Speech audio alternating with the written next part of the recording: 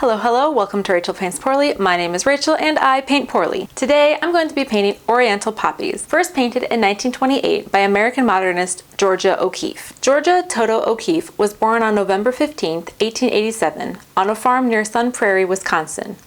Both of her grandmothers painted, and her mother, Ida, played piano. Under Ida's direction, Georgia and two younger sisters first received art instruction at home and later in town. Before she was a teenager, Georgia knew she was going to be an artist. Throughout her schooling and into young adulthood, Georgia developed a distinctly modern, minimalist style that carried into all aspects of her life: her art, her home and possessions, and her dress. Her skill as a seamstress allowed her to create her own clothes according to her personal taste, regardless of the prevailing fashions of the time. After accepting a teaching position in Texas and enrolling in teaching courses at the University of Virginia, Charlottesville, Georgia's artistic trajectory was changed after discovering the philosophy of Arthur Wesley Dow. His belief that an artist's work should reflect his or her deepest emotions using color, line, and the Japanese noten, that is, the arrangement of light and dark, rekindled her passion for art.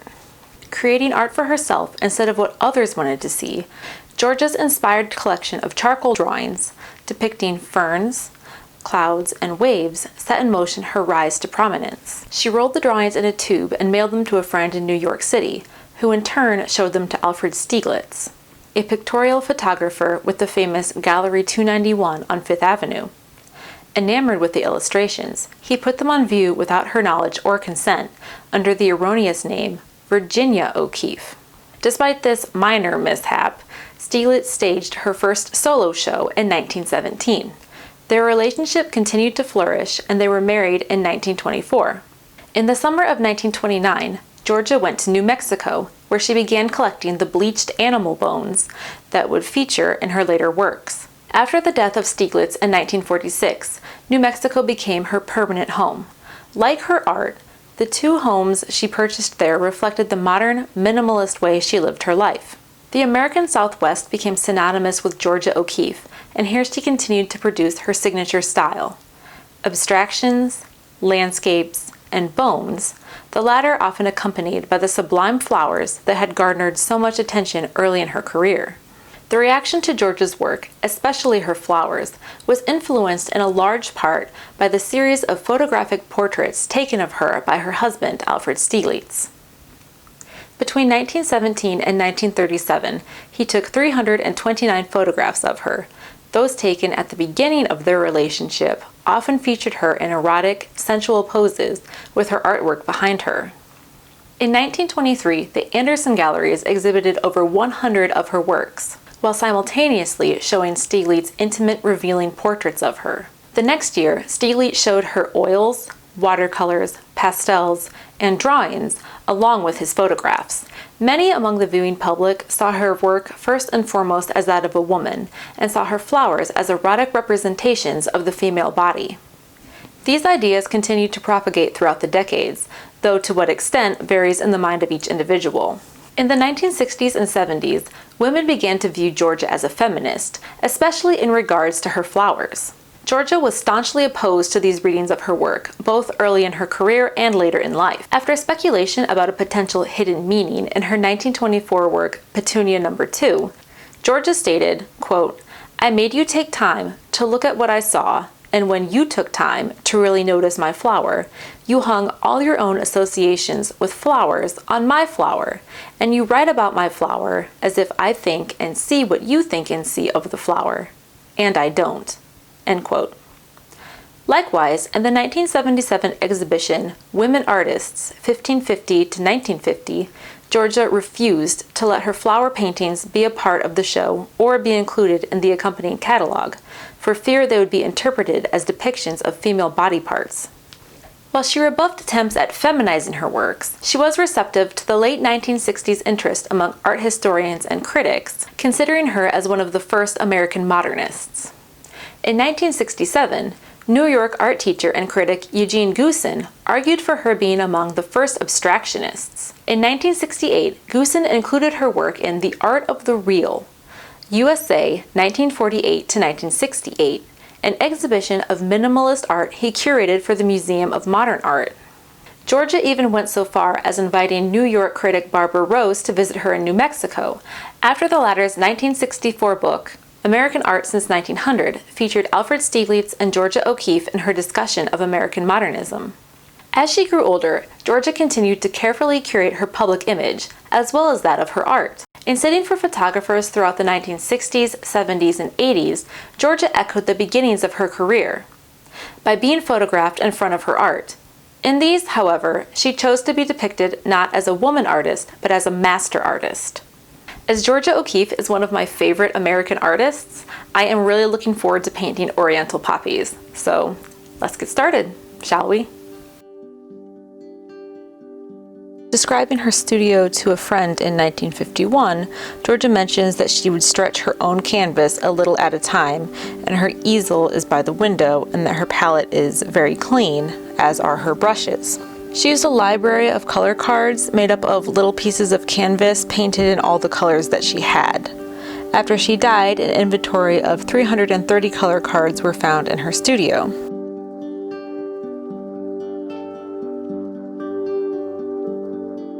Georgia O'Keeffe did her paintings first by drawing a charcoal sketch underneath, and then she would paint over it.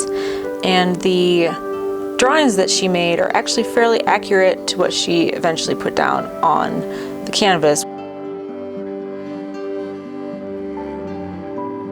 Drawing this, I had to go back and make it a little bit bigger because the little center part of the flower, I had made it too small originally, and then I tried to erase it and it didn't erase as clean as I wanted it. I stopped trying to erase it and just thought that I would be able to know what I meant as I was going along. Georgia began painting her flowers when she was 30. She made over 200 flower paintings. The majority were done between 1918 and 1932. In 1923, Stieglitz displayed a series of her work that included her first small flower paintings. The large-scale works were completed in 1924 and exhibited in 1925. They were quite the sensation, as many people, Stieglitz included, weren't quite sure what to make of them. The blooms are shown much larger than life, as if they had been blown up and cropped off the canvas, much like one would do in photography. Color too came into play, with Georgia choosing radical color combinations and vivid hues. I am mixing up some colors here. I originally tried to put that cadmium orange, but the orange was so dark and so overpowering that I added a bunch of yellow to it. I had to keep going back and trying it until I got it down to the right color yellow.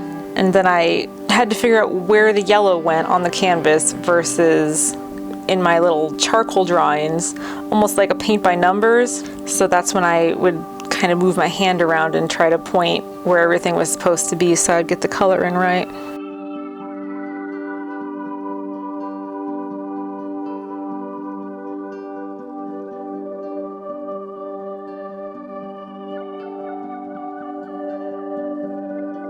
Once a reporter asked Georgia why she painted her flowers so large, to which she replied, quote, "You don't ask me why I make the river so small," end quote.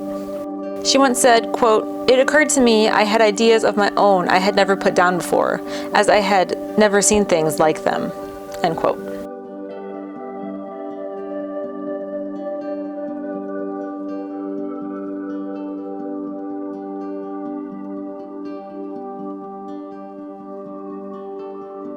Her last works were painted in the late 1970s when she was in her 90s. Although she only retained some peripheral vision, she was able to complete a series of 45 watercolors with the help of Bellarmino Lopez, her full-time personal assistant. These abstract paintings echo her charcoal drawings, done almost 60 years prior when she created art for herself in a way that only she could see.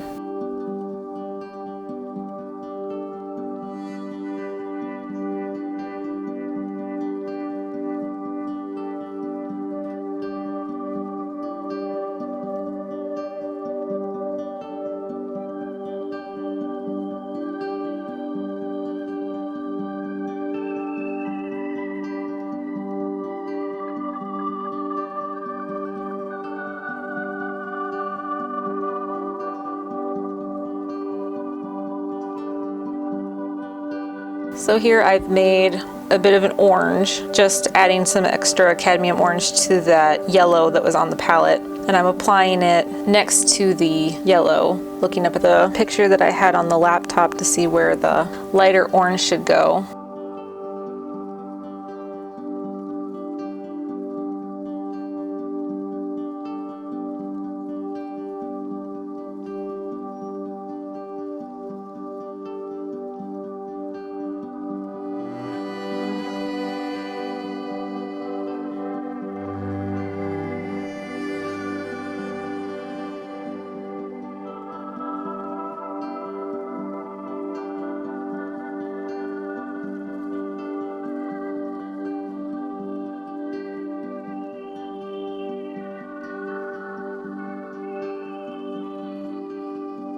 I used just a regular plastic knife as a palette, not a palette, what is it called? Those scrapey things? Yeah, a palette. A palette? A palette knife, that's what it is. And then I covered the actual palette in saran wrap.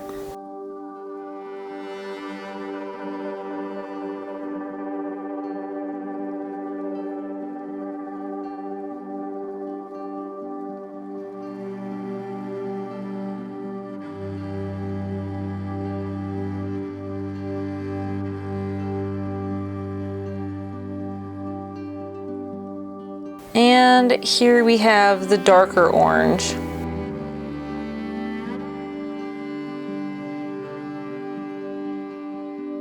And this is when the camera stopped recording and I didn't notice, so I painted for a little bit.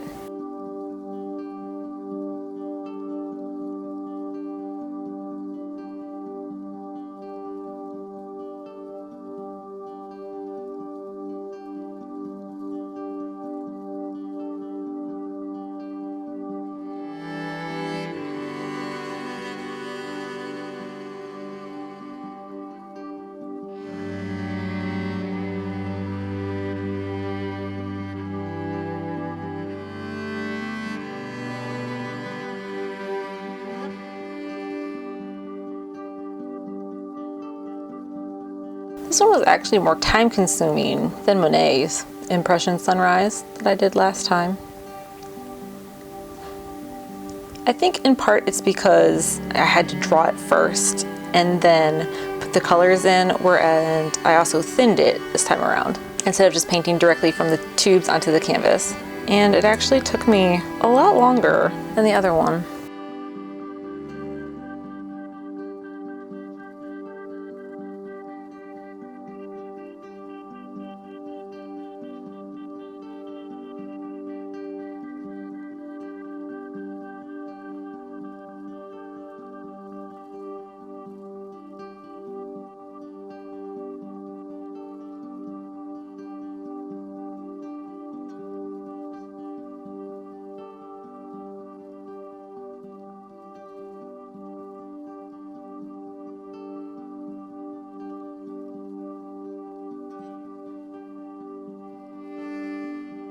Georgia O'Keeffe died on March 6, 1986 at the age of 98. The Georgia O'Keeffe Museum in Santa Fe, New Mexico is the only museum in the United States dedicated to a single female artist. It opened in July 1997 and holds both of Georgia's New Mexico properties as well as drawings, paintings, and personal items.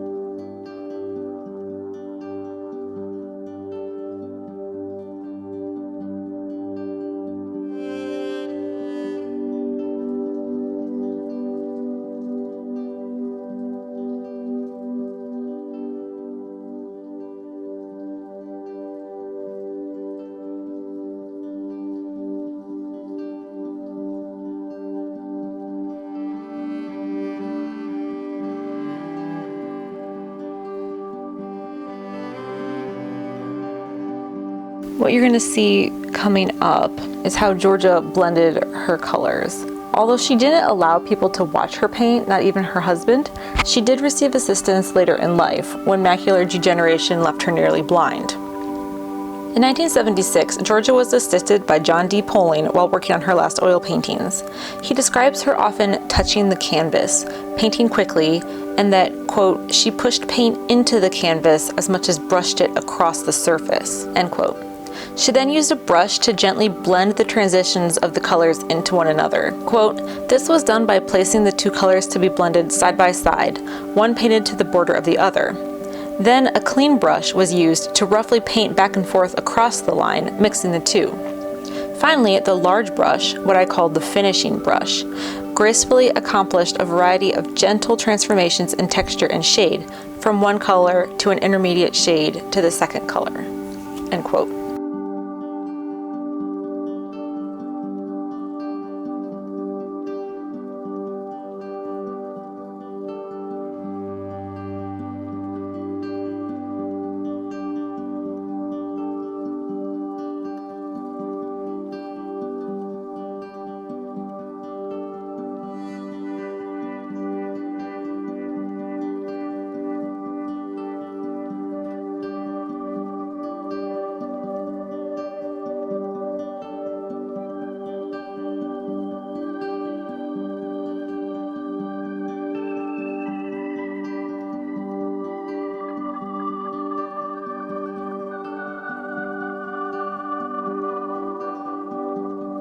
Here I added more red, but I don't know, I don't know what happened to the footage, so I apologize for that. But basically what I did was I just added more cadmium red to the orange and then did some blending, just like you saw, with blending the orange into the yellow. This is also when I realized that my painting wasn't going to look exactly like Georgia's. Like, obviously it wasn't going to be an exact representation, but that it wasn't going to have that three-dimensionality and that depth that hers does. Mine is very much just flat color sitting on the canvas, as opposed to hers, which has, again, that three-dimensionality. It's one of those paintings that you look at and you're like, oh, that's nice. Well, at least maybe you don't. Maybe you're not as vain as I am. And you think, oh, that's nice. I could do that. And then you try it and it's a lot more complicated than you originally thought. These cadmium colors are really, really pigmented. I was surprised just how overpowering they were. They're very pretty though.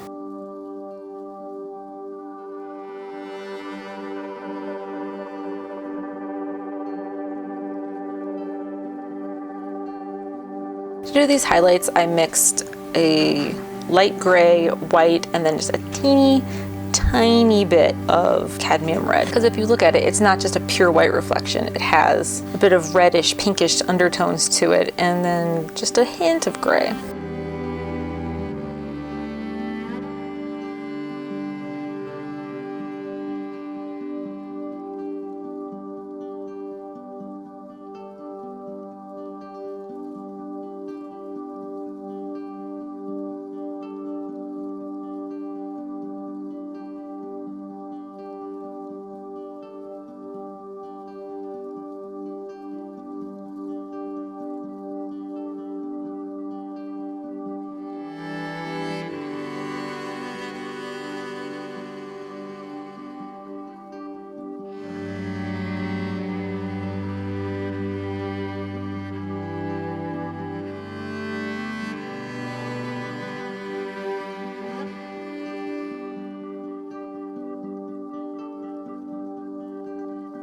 Added just a little bit more gray to paint the centers of the poppies.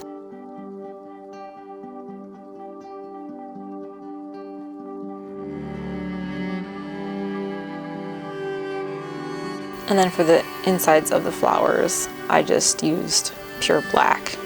Didn't mix any other colors in it. Black is actually quite difficult to work with as an artistic medium because it absorbs light. So it's difficult to get depth and dimensionality when you're working with black. But Georgia does it. Spoilers, I do not.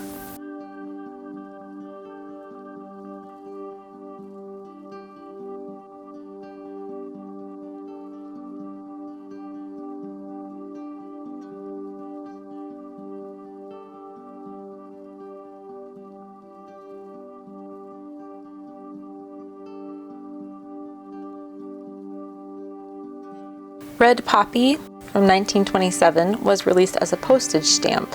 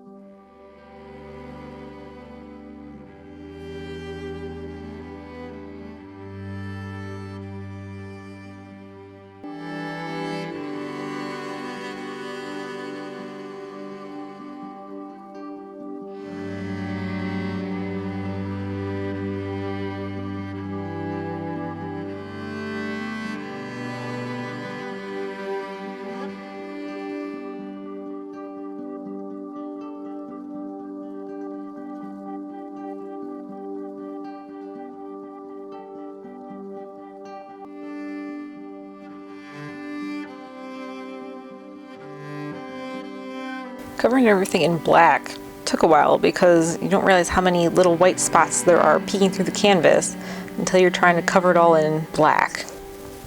Kept seeing little spots that needed covered. A little bit of gray in there into the black to draw the very centers of the flowers. Gotta add a little signature. RP, just in case. Don't want people to accidentally think that Georgia painted this one, now do we? Thank you so much for watching. Thumbs up if you enjoyed that video and share with a friend. Subscribe if you'd like to see more. Any artists you'd like to see featured, leave a comment down below. Until next time, bye. You don't rock back and forth like that. Is that messing it up? No, it's just a thing. Oh, well, you're not going to see me while I'm doing that. Oh, alright, never mind. But noted, no rocking back and forth. Don't rock back and forth like that.